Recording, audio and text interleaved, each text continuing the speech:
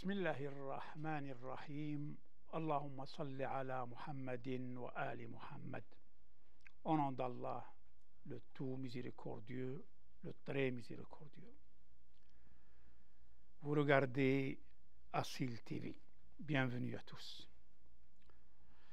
Avant de commencer notre discussion au sujet de la bataille de Badr, il convient de se référer au discours du guide de la révolution islamique qui a été adressé ces derniers jours à la jeunesse universitaire américaine qui soutient Gaza.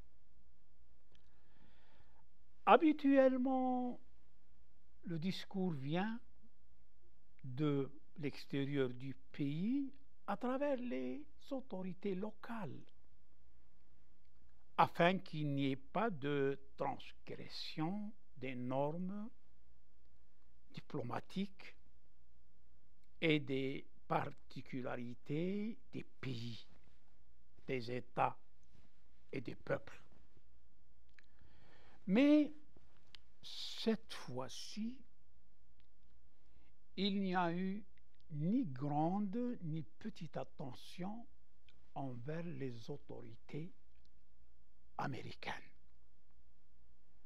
Et ce n'est pas par dédain ou marginalisation, mais plutôt par un comportement requis par la réalité de la situation, la réalité des faits. Les autorités américaines, ces jours-ci, pratiquent le terrorisme et la violence contre leurs propres jeunes étudiants. Ce qui n'est pas le cas qui convient au niveau des pays en développement et des dictatures.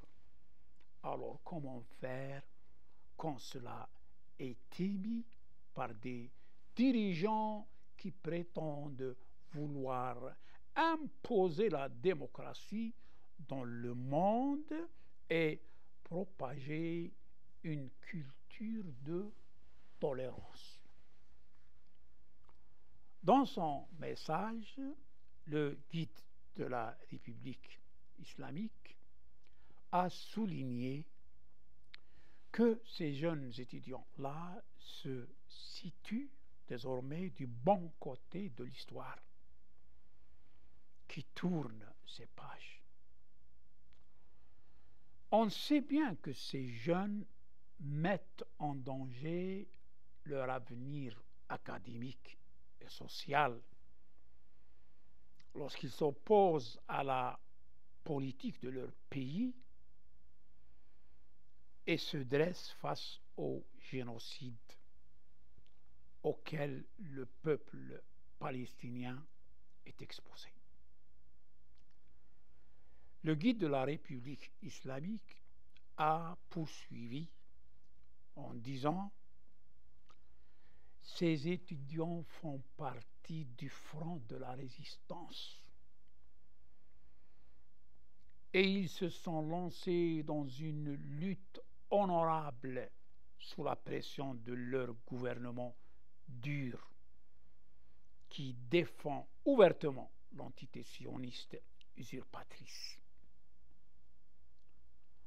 Cette description indique indirectement le mauvais côté dans lequel se tenaient les dirigeants américains, qui révèle un mépris pour les valeurs humaines et un mépris pour les religions, la morale et les droits de l'homme les plus fondamentaux reconnus dans toutes les cultures. Le guide de la République islamique a qualifié d'hypocrites les déclarations américaines concernant l'horrible crime commis à Gaza, affirmant que le gouvernement américain et ses partenaires et ses alliés se sont jusqu'à présent abstenus d'exprimer une seule fois leur mécontentement face à ce terrorisme d'État et à l'injustice persistante à Gaza. À la fin de son message, le guide de la République islamique a recommandé aux étudiants américains de se familiariser avec le Saint-Coran, affirmant que le front de résistance avance en s'inspirant de ces enseignements, c'est-à-dire les enseignements du Coran, et remportera la victoire, Inch'Allah. Nous parlerons plus tard de la connaissance du Saint-Coran et de la manière de le connaître, Inch'Allah. Écoutons ensemble le discours du guide de la République islamique. Au nom d'Allah, le tout miséricordieux, le très miséricordieux. J'écris cette lettre aux jeunes dont la conscience éveillée les a motivés à soutenir les enfants et les femmes innocents de Gaza. Aux chers jeunes étudiants des États-Unis d'Amérique. Ceci est le message de notre empathie et de notre solidarité avec vous. Vous vous êtes placés actuellement du bon côté de l'histoire dont une nouvelle page est sur le point de s'ouvrir.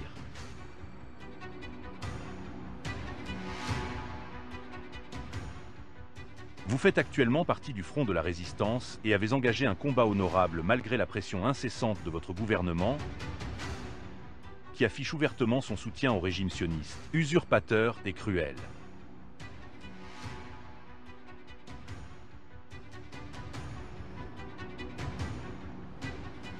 Dans un endroit loin de vous, le grand front de la résistance est engagé dans le combat depuis de nombreuses années, partageant les mêmes idées et les mêmes émotions que celles que vous exprimez aujourd'hui. Le but de ce combat est de mettre fin à l'oppression flagrante qu'un réseau terroriste impitoyable, connu sous le nom de sionisme, impose à la nation palestinienne depuis de nombreuses années. Après avoir envahi son pays, ils l'ont soumise aux pressions et aux actes de torture les plus sévères. Le génocide perpétré aujourd'hui par le régime d'apartheid sioniste s'inscrit dans la continuité du comportement extrêmement oppressif dont il fait preuve depuis de nombreuses décennies. La Palestine est un territoire indépendant avec une nation composée de musulmans, de chrétiens et de juifs, et une longue histoire. Après la Seconde Guerre mondiale, avec l'aide du gouvernement britannique, le réseau capitaliste sioniste a progressivement introduit plusieurs milliers de terroristes sur ce territoire. Ils ont attaqué les villes et les villages, soit en tuant des dizaines de milliers de personnes, soit en les déplaçant vers les pays voisins. Ils les ont expulsés de leurs maisons, de leurs marchés et de leurs terres agricoles, et ont établi un gouvernement connu sous le nom d'Israël sur le territoire palestinien occupé. Le plus grand appui de ce régime usurpateur, après le soutien initial fourni par l'Angleterre, a été le gouvernement des États-Unis, qui a continuellement fourni au régime un soutien politique, économique et militaire. Avec une insouciance impardonnable, il a ouvert la voie au régime sioniste pour produire des armes nucléaires et l'a aidé dans ce domaine.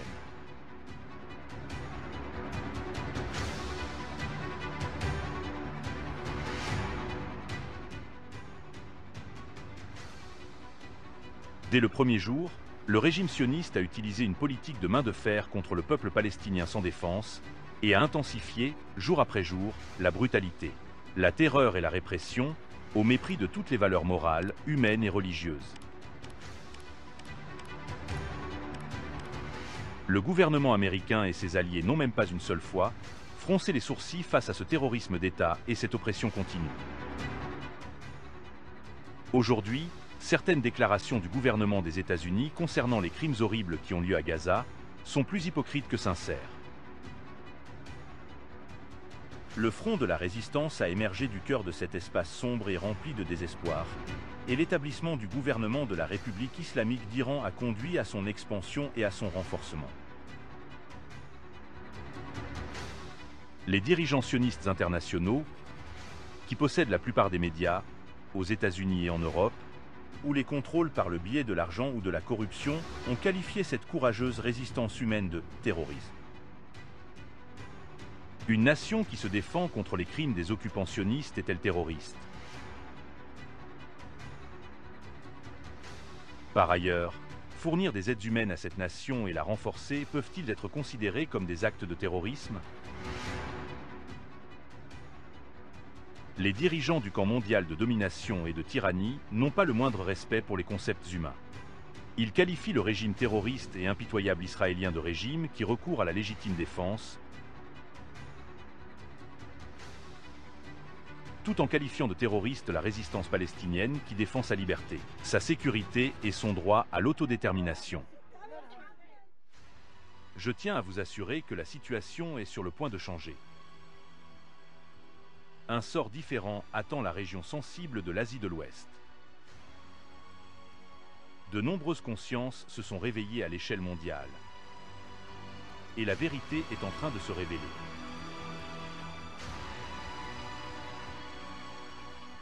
Le front de la résistance s'est renforcé et il se renforcera encore davantage.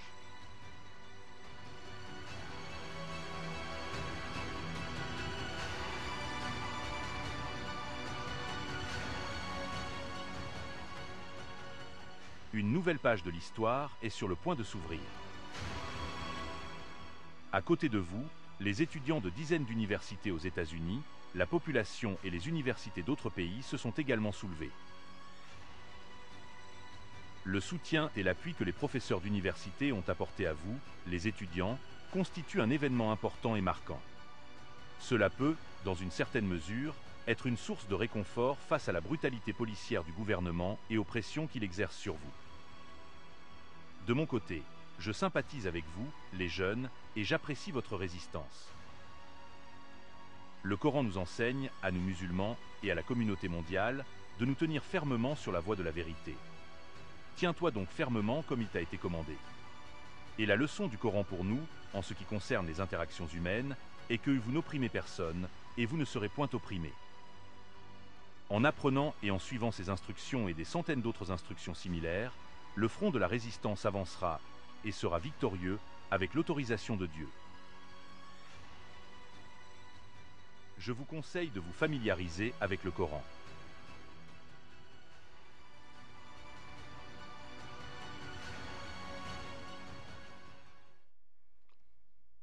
Voilà. Donc, vous avez tous écouté et entendu. À chacun d'agir en fonction de sa conscience. Passons maintenant à la bataille de Badr. La première grande bataille de l'islam sous le commandement du prophète, paix sur lui et sa famille. D'abord, la bataille de Badr est mentionnée dans le Saint-Coran avec son nom. Et des versets honorables ont été révélés à son sujet, contenant des avantages et des bénéfices pour ceux qui ont de la compréhension et de la perspicacité. Ulul albab. Deuxièmement, cela est considéré comme un tournant dans l'histoire de l'islam, car la situation des musulmans après Badr différait de celle d'avant. Et l'atmosphère et les conditions dans la péninsule arabe ont également changé et ont commencé à évoluer dans une nouvelle direction pour laquelle l'islam et les musulmans doivent être pris en compte. Puis, la pression sur Quraysh afin d'alléger les souffrances des musulmans qui sont toujours à Mecca et qui subissent la torture et l'humiliation de la part des dirigeants de Quraysh. Peut-être que cette action fera réfléchir Quraysh à nouveau et arrêter sa pression sur les musulmans de Mecca. Surtout si ce à quoi elle est exposée affecte l'aspect le plus important pour elle, pour Quraysh, qui est son commerce. Les caravanes qui vont de Mecca vers le Levant, Cham ou ailleurs. Il s'agit de ce qui est essentiel et principal dans les fondements de son leadership et de son contrôle. Quraysh, son commerce ne vaut rien. Les musulmans semblent forts, d'autant plus qu'ils constituent une nouvelle société dans la péninsule arabe et qu'ils défendent une nouvelle religion et un nouveau prophète. Les gens les considéraient comme des personnes faibles qui pouvaient être éradiquées à n'importe quel moment. Tout le monde les convoitait. Ils étaient entourés d'ennemis polythéistes et juifs, ainsi que le reste des tribus arabes. Mais après Badr, et grâce à cela, ils sont apparus puissants et ils ont gagné en prestige dans le cœur des autres. Nous ne nous attendons pas à ce que les non-musulmans soient complètement objectifs et justes lorsqu'il s'agit de l'histoire de l'islam et de la personnalité du prophète, paix sur lui et sa famille, car l'expérience a prouvé que l'objectivité et l'équité dans cette affaire, l'histoire de l'islam et le prophète, sont presque impossibles. Sauf pour ceux pour qui Allah, le Tout-Puissant, protège et facilite le chemin de la justice. Ceux qui sont guidés par la providence. Il y a de nombreux obstacles sur cette voie, dont certains sont religieux, d'autres nationalistes, d'autres politiques et bien d'autres encore. Mais nous espérons que certains surmonteront ces obstacles parce qu'ils ont un certain capital de s'attacher aux valeurs, à la morale et aux vertus dans leur parcours scientifique. Si le chercheur n'est pas convaincu de quelque chose, il s'arrête avec hésitation. C'est tout à fait normal, puisqu'il n'a pas atteint la certitude, l'ultime conviction. Quant à attaquer un fait parce qu'il contredit ce sur quoi il a été élevé, ce qu'il a appris ou ce qu'il a hérité de ses pères, ça c'est le cas de quelqu'un qui ne valorise pas le savoir. Et malheureusement, la vérité est souvent sacrifiée en échange de désirs et d'ambitions urgents. Par conséquent, nous ne serions pas surpris si nous trouvons ceux qui traitent les raids du prophète Ghazawat Nabi, paix sur lui et sa famille, comme s'il s'agissait des raids comme ceux menés par les Arabes de l'ère pré-islamique avant l'islam, dont le but était le butin et les biens matériels. Ce point de vue a été présenté à plusieurs reprises par les orientalistes et leurs partisans. Et bien que les faits le refutent, l'insistance sur ce point est restée héritée et répandue parmi plusieurs Occidentaux. Cela ne serait pas surprenant dans la mesure où nous savons qu'ils ignorent complètement le Saint-Coran. Nous n'avons pas le droit de forcer les orientalistes et autres à accepter notre vision et notre héritage culturel avec ce que nous voyons. Mais nous n'avons pas non plus le droit de nous imposer leur point de vue et de nous demander d'annuler nos hypothèses sur lesquelles nous ne doutons pas et que nous suivons leurs doutes sur lesquels il n'y a aucune certitude. Que chacun garde ses convictions.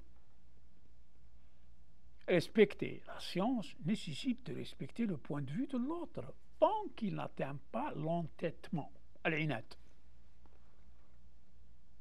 Mais ils ne sont pas tous égaux. Certains orientalistes étaient justes envers l'islam et les musulmans, et leur équité les a amenés à être justes envers eux-mêmes. Il y en a même qui se sont convertis à l'islam. D'autres ont adhéré à la neutralité, à l'objectivité, et ils sont restés attachés à leur religion, à leur culture, sans se convertir à l'islam. D'autres ont mélangé de bonnes actions avec de mauvaises actions, mais certains étaient injustement fanatiques. Ils ont suscité des soupçons qui ont provoqué les musulmans. Dans la mesure où le chercheur ne soit pas à l'abri des doutes et qu'il ne soit pas armé de conscience et de vigilance, il peut être éclipsé par les soupçons et les erreurs des orientalistes et s'infiltrer dans ces pensées selon lesquelles les conquêtes et la défense de l'islam par le prophète étaient de nature violente et agressive, ce qui n'est pas le cas, comme s'il était motivé par un amour de vengeance contre Quraysh et ses alliés. Mais c'est loin d'être le cas. Il n'y avait aucun sentiment de vengeance chez le prophète. Les orientalistes n'hésitaient pas à prêter attention à la biographie du prophète, paix sur lui et sa famille, et c'est pourquoi ils traduisaient les livres de sa biographie qui étaient écrits à son sujet dans les premiers temps de l'islam, et les traiter avec critique et analyse.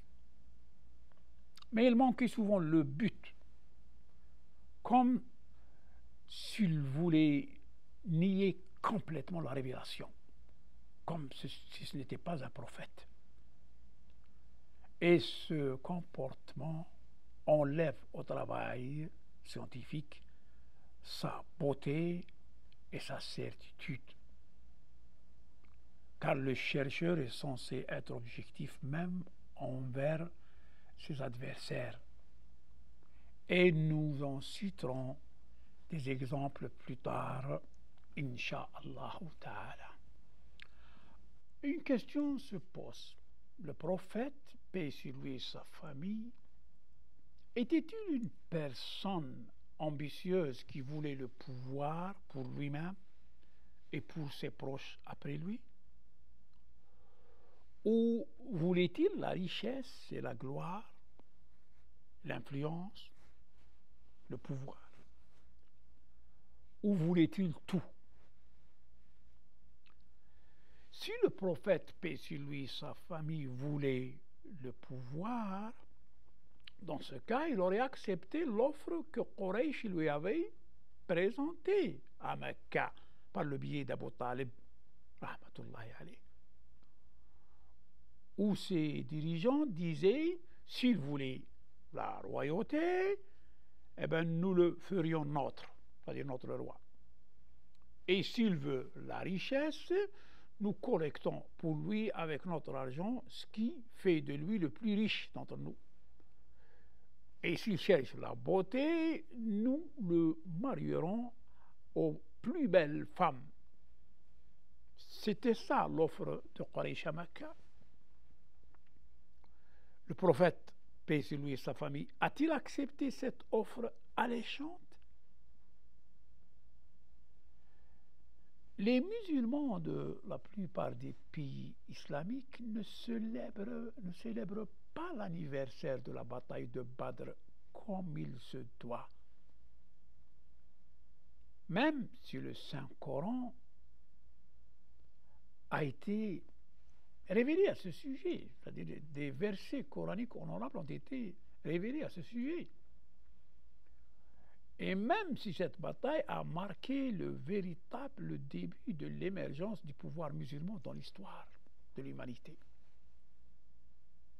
Il célèbre les jours de l'indépendance et les occasions locales, régionales, nationales et autres, comme si ces occasions étaient plus importantes que Badr et ce qui vient après.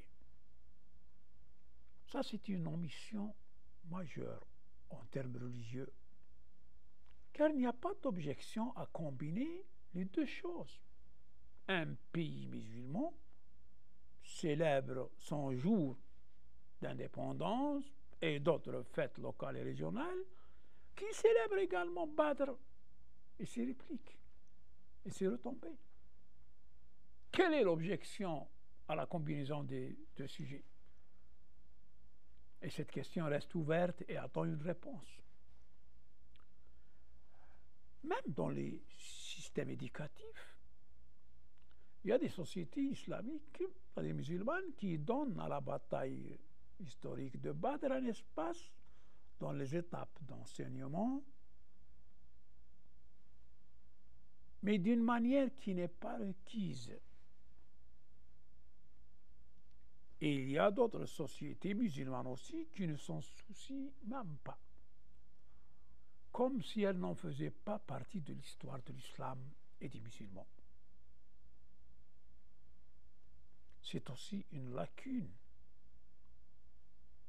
car il est du devoir du musulman conscient de connaître les détails des étapes cruciales par lesquelles cette religion est passée avant d'atteindre les lieux où elle est arrivée aujourd'hui.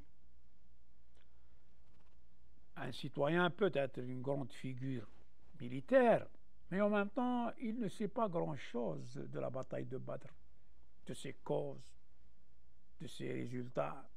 Quoi qu'il en soit, le Seigneur Tout-Puissant a garanti l'éternité à la bataille de Badr lorsqu'il en a détaillé les détails et l'a mentionné nommément dans le Saint-Coran.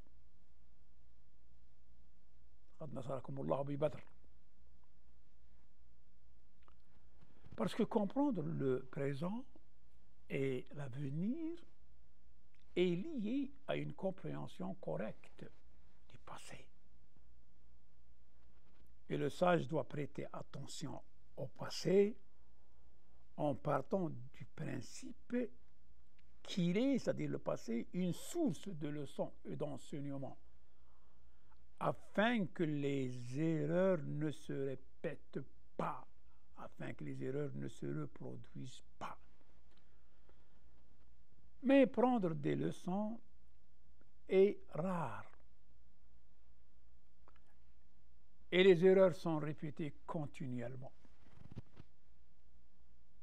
La bataille de Badr est un champ de comparaison et de contemplation des causes et des résultats,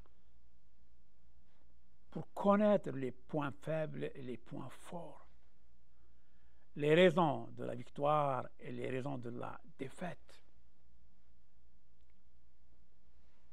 Puis, quoi qu'il arrive, les fidèles doivent être certains que la victoire et la défaite sont les décrets du Seigneur Tout-Puissant.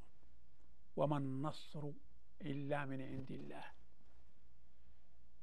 La sagesse s'acquiert aussi bien par la victoire que par la défaite. Et dans tous les cas, l'affaire dépend en fin de compte du Seigneur Tout-Puissant.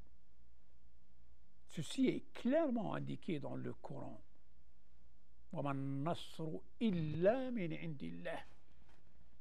La victoire ne vient que d'Allah. La bataille de Badr n'a pas été égale du tout, car le nombre des guerriers des deux côtés n'était pas égal. Et il en va de même pour les armes et l'équipement. Sur la base des données matérielles, la balance penche en faveur de Quraysh. Mais les musulmans avaient un facteur de motivation que Quraysh n'avait pas. La chose la plus importante dans tout cela est la foi. Et c'est ce que nous constatons également aujourd'hui concernant ce qui se passe à Gaza et à Rafah.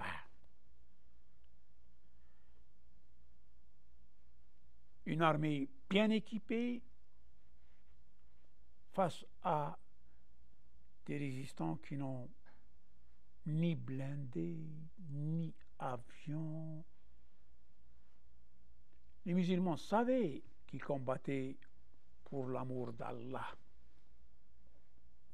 Donc, s'ils sont victorieux, c'est le butin. Et s'ils sont martyrisés, alors c'est le paradis. Les deux cas sont dans l'intérêt du musulman. Quant à Quraysh, les membres de Quraysh ne croyaient pas à la résurrection jusqu'à ce qu'ils se soucient du martyr pour l'amour d'Allah. Ils étaient avides de vie et ils comptaient sur leur nombre et leur équipement, comme si cette question était considérée comme allant de soi. C'est comme si l'affaire était déjà terminée. Eh bien, ils sont venus pour gagner et ajouter de l'honneur à l'honneur de leur souveraineté sur les Arabes. Quraysh, c'est le leadership. C'est la croyance du croyant qui a une conception correcte de l'islam, que toute victoire vient d'Allah et que la préparation, aussi grande soit-elle, n'est qu'une des raisons préliminaires. Et la preuve en est les paroles du Seigneur Tout-Puissant. كم من فئة قليلة غلبت فئة كثيرة بإذن الله. Combien de petits groupes ont vaincu un grand groupe quand Allah le veut? On suppose que cette compréhension est celle du soldat musulman de nos jours. On suppose. Car lorsqu'il est certain que la victoire est entre les mains du Seigneur Tout-Puissant et que le Seigneur Tout-Puissant n'aime pas les incroyants, les infidèles, il n'aime pas les corrupteurs, il n'aime pas les oppresseurs, alors l'image de la victoire lui est claire. Car la victoire est aussi la victoire. Et le martyr. Et tout ce que Allah, le Seigneur Tout-Puissant, décrète, il y a du bien en lui. Wallahu alimun hakim. Il n'y a que de la sagesse dans les actions divines. C'est la perception correcte. Même si cela ne nous empêche pas de faire le plus grand effort de préparation. On peut toujours préparer, mais ce n'est pas la préparation qui fait la victoire. La victoire ne vient que d'Allah. Et pourtant, il nous a ordonné de préparer tout ce qu'on peut préparer. Lorsque cette vérité s'installe dans la conscience du croyant et qu'il fait la distinction entre l'action, l'acteur et la cause, il ne rend pas les causes indépendantes de la volonté du Seigneur Tout-Puissant. Et là, sa pensée est saine et l'image est claire pour lui. Et il va tout faire avec clarté, transparence et conviction.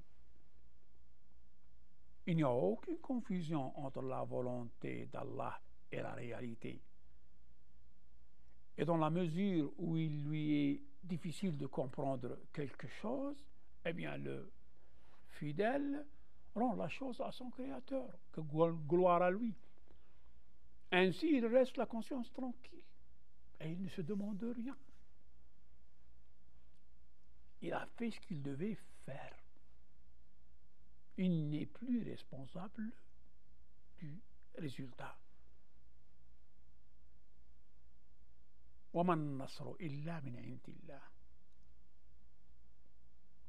Ce que nous voyons aujourd'hui dans l'inaction des armées arabes et leur tolérance à l'égard du génocide de Gaza et de Rafah est dû au fait que les dirigeants sont voilés à cette vision saine,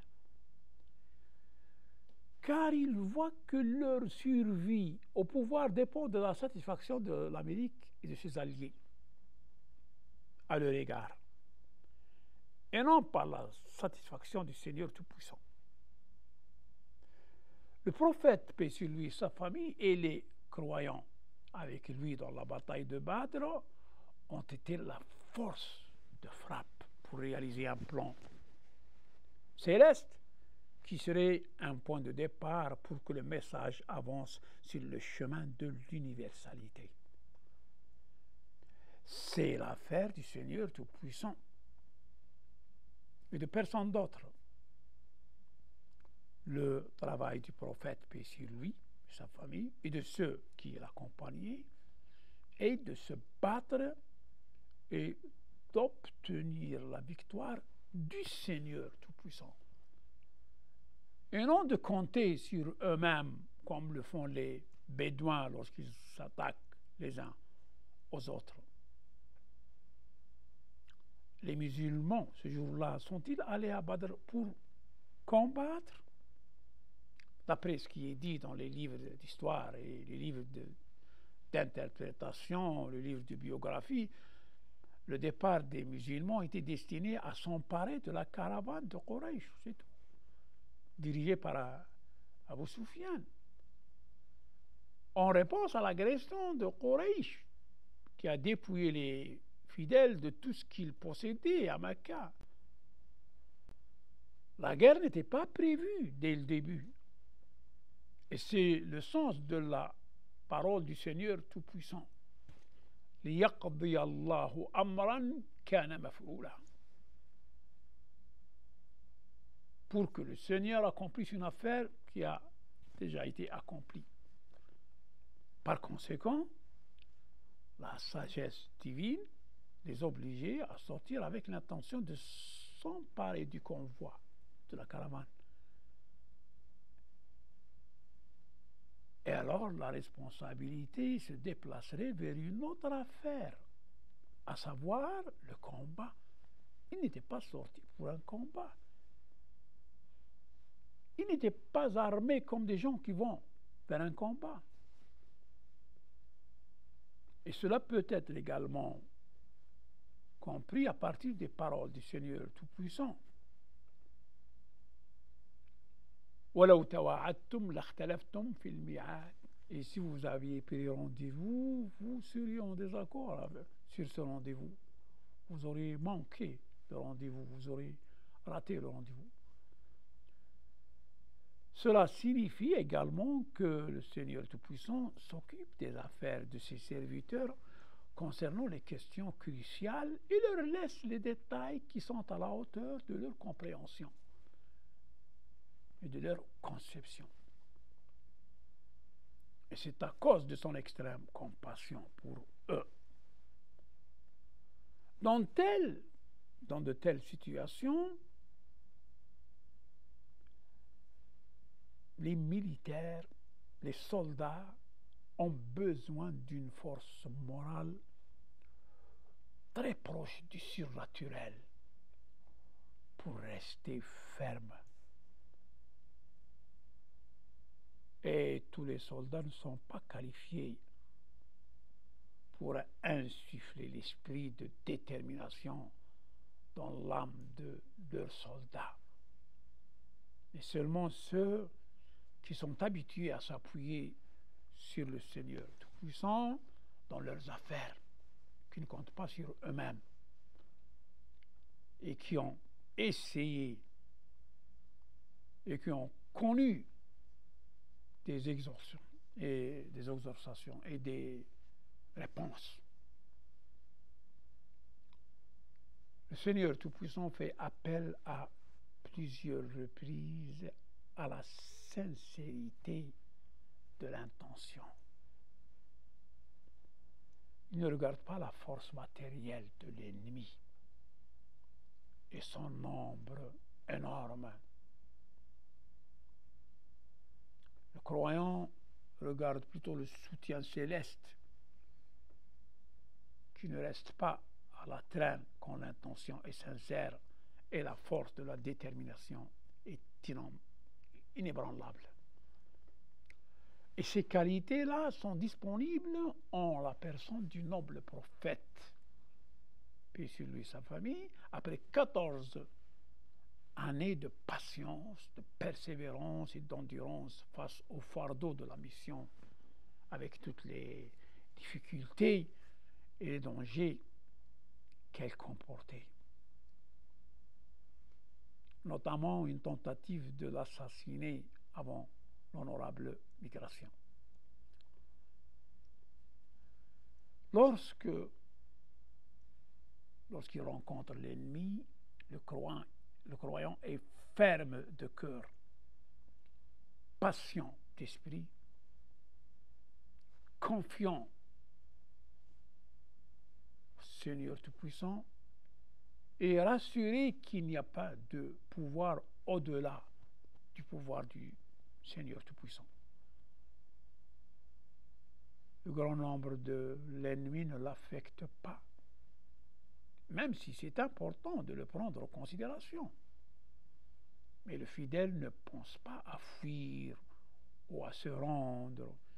Il ne cherche pas de justification pour la retraite, la faiblesse et la fragilité. Ce sont des qualités avec lesquelles ceux qui méditent sur le Saint-Coran sont éduqués. Car il s'agit là d'une école éducative permanente, présente à tout moment. Le Coran.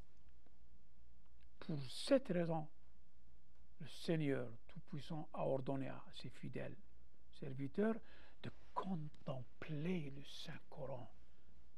Yatadabbarouna al-Qur'an, car il contient des questions psychologiques et émotionnelles qu'une personne ne peut pas apprendre d'un professeur ou d'un prédicateur. Cela se produit en priant, en lisant le Saint-Coran.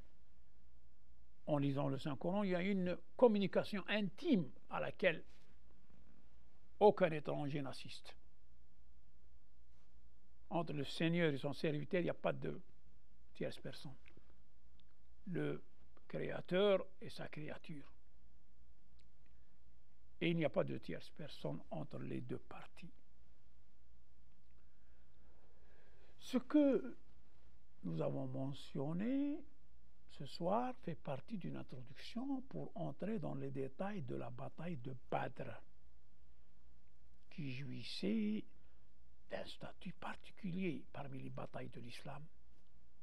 C'est d'abord la première bataille sous le commandement du prophète et qui a également reçu des détails particuliers dans le Saint-Coran lui-même. Par conséquent, nous adoptons la méthode consistant à nous fier au récit coranique dans ce qui est dit à son sujet et nous rejetons tout récit ou information qui contredit les détails coraniques, quel que soit celui qui le dit. Et nous sommes certains que le prophète, paix sur lui, et sa famille ne dit rien qui contredit le Saint-Coran. Ce qui déçoit et décourage généralement une personne vient soit des murmures des diables, le wasawis, soit des murmures de l'âme, nafs. Et il existe deux types de diables. Le diable humain, shayatinul ins, et le diable djinn, shayatinul djinn. C'est écrit dans le Coran. Et le Seigneur Tout-Puissant a mis en garde contre chacun d'eux. Il a également mis en garde contre l'écoute des obsessions du soi et a dit que le soi commande souvent le mal. Inna nafsa la ammaratun bisu. La personne sage s'occupe de tous. Nafs, shayatin al-ins, shayatin al-jinn, et n'exclut personne. Les démons de l'humanité et les djinns sont des ennemis qui existent à l'extérieur. Mais le soi, le moi, l'égoïsme, le narcissisme, c'est un ennemi qui vit à l'intérieur de la personne et qui ne la quitte jamais. Combattre ce démon qui vit au fond de nous nécessite davantage de conditions. La bataille de Badr a rassemblé de nombreuses questions et leçons qui profitent à tous ceux qui souhaitent rester sur le chemin de la guidance. Et même ceux qui ont assisté à Badr ne sont pas tous restés tels qu'ils étaient à l'époque du prophète, à son vivant. La moindre négligence est capable d'éliminer l'aspect spirituel de la vie humaine.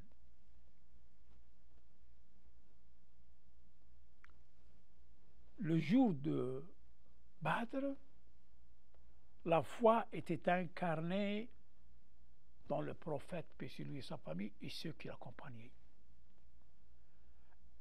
Et l'incertitude était incarnée dans les gens de Quraysh. Les caractéristiques des deux camps étaient claires, sans suspicion ni hésitation. On parlera, Inch'Allah, dans les émissions à venir. اللهم إنا نرغب إليك في دولة كريمة تعز بها الإسلام وأهله وتذل بها النفاق وأهله وتجعلنا فيها من الدعاة إلى طاعتك والقادة إلى سبيلك وترزقنا بها كرامة الدنيا والآخرة يا أرحم الراحمين. اللهم كن لوليك الحجة بن الحسن صلواتك عليه وعلى آبائه في هذه الساعة وفي كل ساعة وليا وحافظا وقائدا وناصرا ودليلا وعينا حتى تسكنه أرضك طوعا وتمتعه فيها طويلا. اللهم هب لنا رأفته ورحمته ودعاءه وخيره. صلى الله على سيدنا ونبينا محمد وآله الطاهرين. والسلام عليكم ورحمة الله تعالى وبركاته.